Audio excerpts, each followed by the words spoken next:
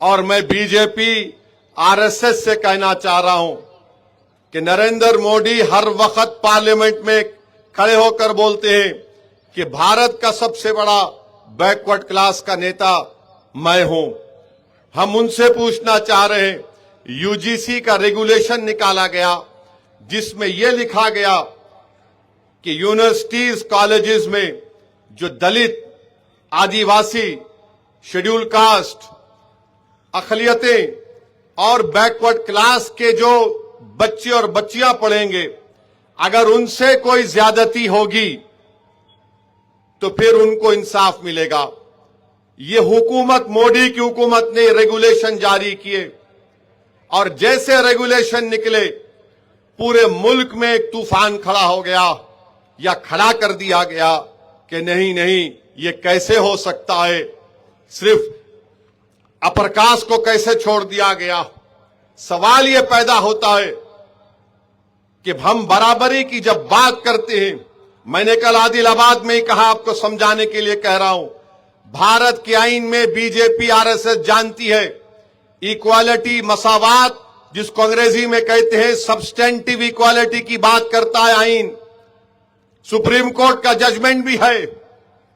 अगर मैं यहां पर एक ऊंचे मुकाम पर डाइस पे खड़ा हुआ हूं, आप वहां नीचे हैं, जब तक आप इस मुकाम पे नहीं आते उसको इक्वालिटी नहीं बोलते, मसावात नहीं बोलते।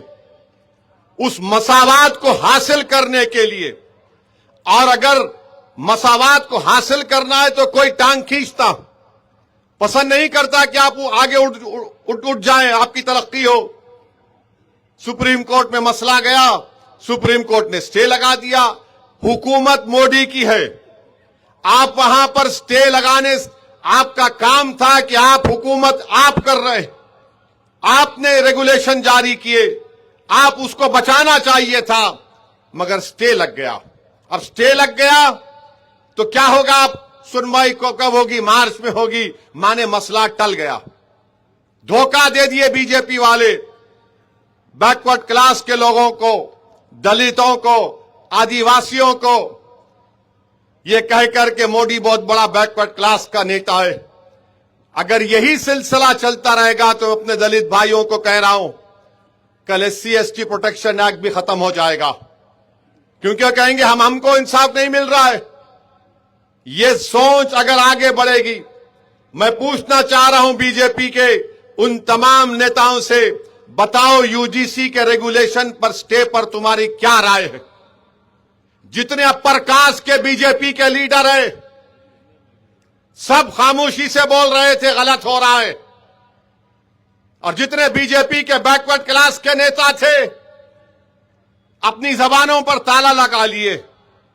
बोलो, इस चुनाव में आकर बोलो, इस इलेक्शन में आकर जिक्र करो, नहीं बोलेंगे। किस पे बोलेंगे, क्या बोलेंगे? हम ये कर देंगे, हम दाढ़ी वाले को ये बोल देंगे, हम दलितों को ऐसा कर देंगे। अरे जिस चीज की जरूरत थी तुमने उसी कानून को तुम सुप्रीम कोर्ट में नहीं रोक सके। तो मेरे अजीज दोस्तों और बुजुर्गों, ये इनकी चाल है, धोखा देना इनका मकसद है। एक तरफ अपर कास्ट को बोल दो, दूसरी तरफ बैकवर्ड क्लास को बोलो, बाद में हम क्या करना, सुप्रीम कोर्ट कर दी।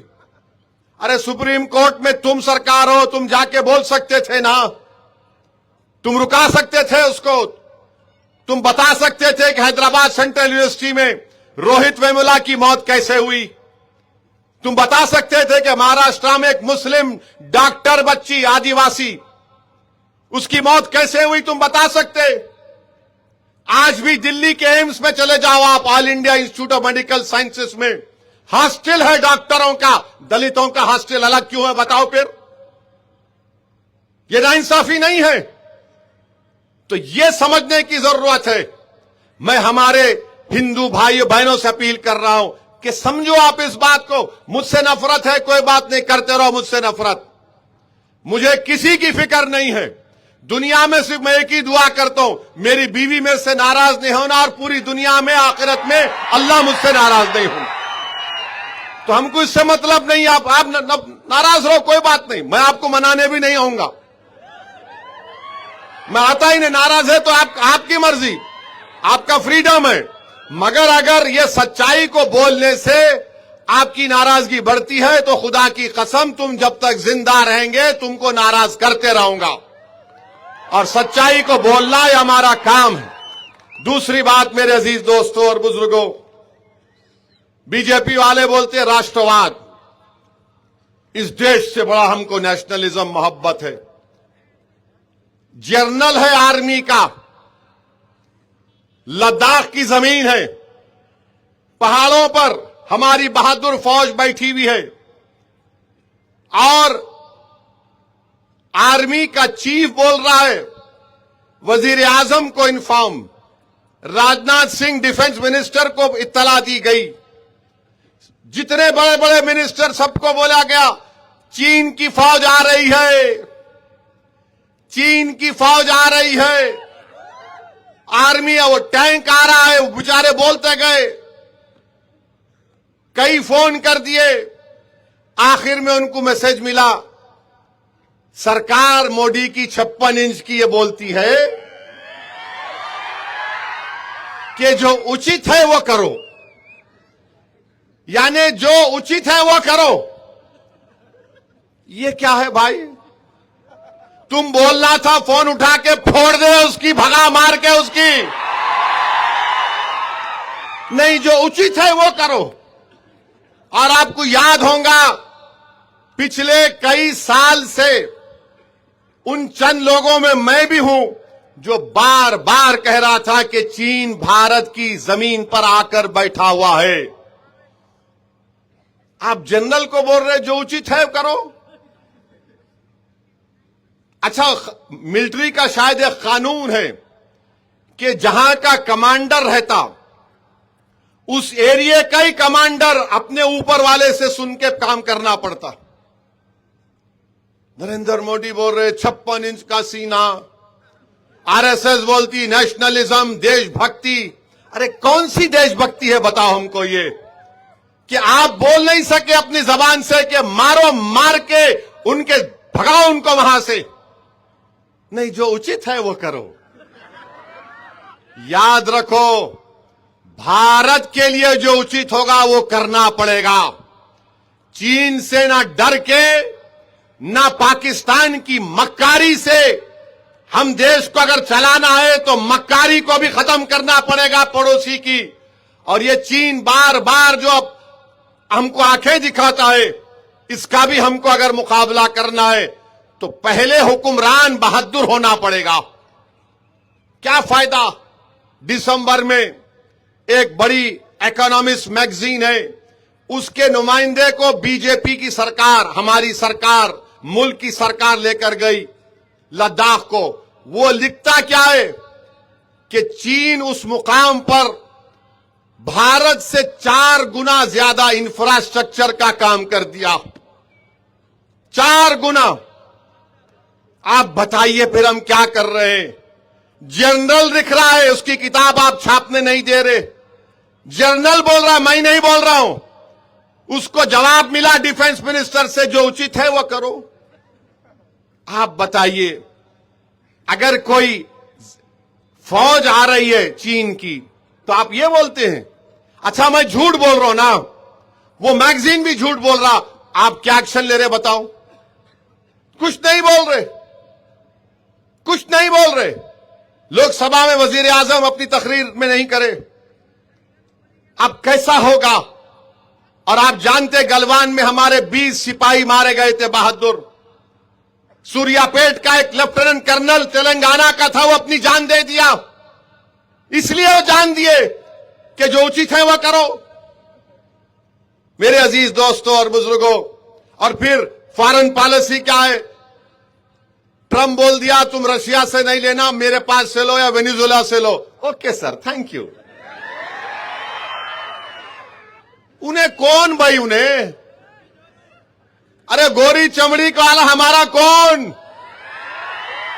मैं तेल किससे खरीदूंगा उससे पूछूंगा। भारत एक आजाद मुल्क है। हमारे बुजुर्गों ने अंग्रेजों की गुलामी से इस मुल्क को इसलिए आजाद नहीं करवाया था कि हजारों किलोमीटर मील दूर बैठकर एक गोरी चमड़ी वाला हमको बोले कि तेल किससे खरीद रहा हूं? आप बताओ मेरे भाई, हम तेल रशिया से नहीं ले सकते। हम ईरान में छाबार पोर्ट बना रहे थे, पोर्ट, ताकि अफगानिस्तान में जा सके, वहां से ताजिकिस्तान, उज्बेकिस्तान, तुर्कमेनिस्तान में जा सके। ट्रंप बोला नहीं बनाना तुम छाबार पोर्ट। ट्रंप बोल सकता है चाइना को ग्वादर पोर्ट मत बनाओ, जो चाइना बना रहा है। और हमारी कश्मीर की जमीन से China Pakistan economic corridor Gwadar port बना रहा है बलूचिस्तान में। वो पोर्ट बनेगा तो किसको नुकसान होगा आगे जाके? भारत को, खुदा ना खास्ता। ट्रंप बोला no Chabahar port. Okay sir. अरे ये क्या हो गया? अब ट्रंप बोल रहा है कि वहां से जो सामान भारत में आएगा, जीरो टैक्स, जीरो ड्यूटी। यहां से जो जाएगा उस पर 18% लगेगा। ये मैं नहीं बोल रहा हूं, ट्रंप बोल रहे हैं। एक अज़ान के लिए रुक गए हम, तो मैं तकरीर जारी रखता हूं, भैंसा जाना है। ट्रंप बोल रहा है कि $500 बिलियन का ट्रेड मोदी करेंगे। कहां है पैसा? पूरा ट्रेड जो होता है 250 बिलियन का, इन्होंने बोल ट्रंप बोल दिया। ऐसा दिख रहा कि वजीर आजम वो एक एयर इंडिया का एक महाराज का ऐड होता था, यूं झुक के खड़ा रहता था उन्हें। आप झुक गए। तो मेरे अजीज दोस्तों और बुजुर्गों, ये बीजेपी सिर्फ ड्रामेबाजी करती है राष्ट्रवाद के नाम पर, राष्ट्रवाद के नाम पर। और फिर आप देखो आसाम में क्या हो रहा है।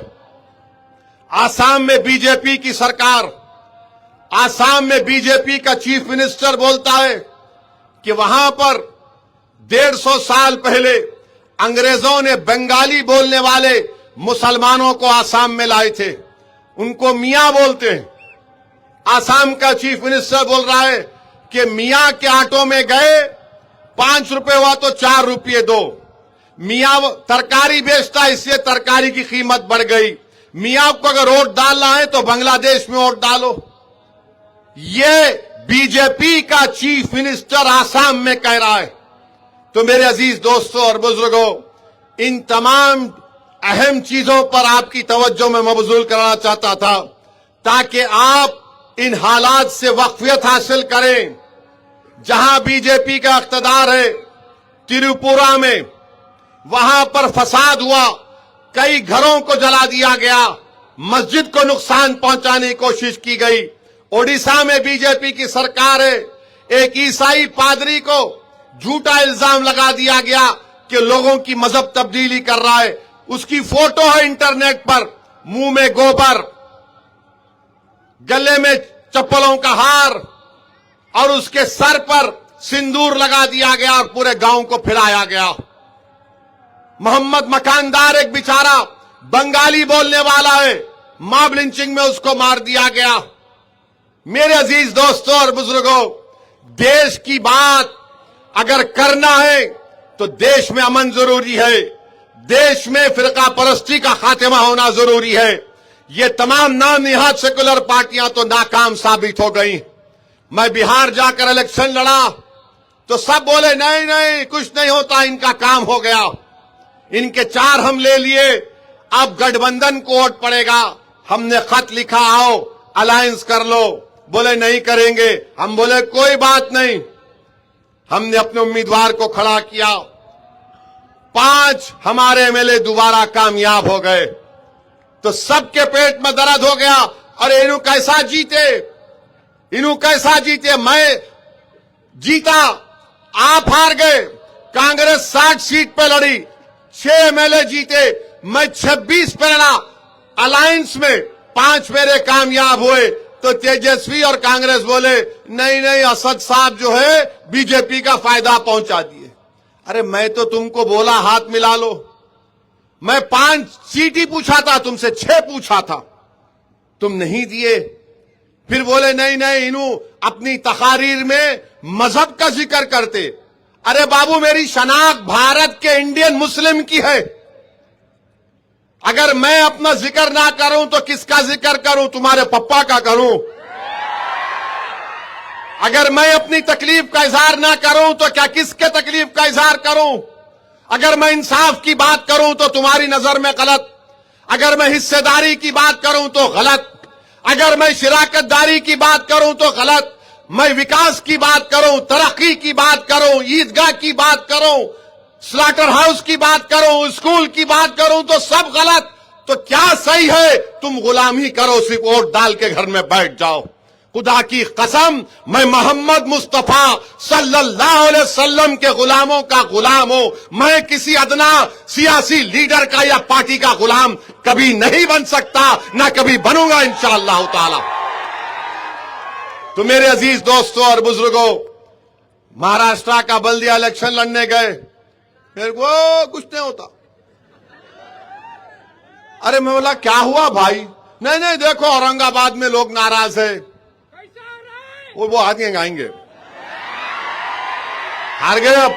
अब निर्मल में तुम 11 को वोट डाल के मेरे को वीडियो बना के बोलना, क्या बोलेंगे? 11 को पतंग के निशान पे मोहर दबा के वीडियो बना के बोल, असद साहब कैसा? हाँ, वो बोलना, अभी से बोल रहे। अच्छा है, मगर ये जज्बे को रखो 11 तक। रहते या ठै वहां था? रहते ना? पूरा टाइट रहने वाले हैं ना? हाँ, ये तो नु क्या समझ रहे? नहीं नहीं, नु आते जज्बाती तकरीर करते, नारे लगाते, फिर उसके बाद से हम इनको वो कर लेंगे। मगर आपको बोलना है, आप ऐसा होने वाला नहीं है, पूरा गेम बदल देंगे, पूरा गेम बदल देंगे इंशाअल्लाह ताला। महाराष्ट्र का इलेक्शन हुआ, 8 म्युनिसिपल कॉर्पोरेटर मुंबई में जीत गए। कई टीवी के बड़े बड़े लोग मेरे को बोले हम सर पकड़ के बैठ गए, कैसा जीते?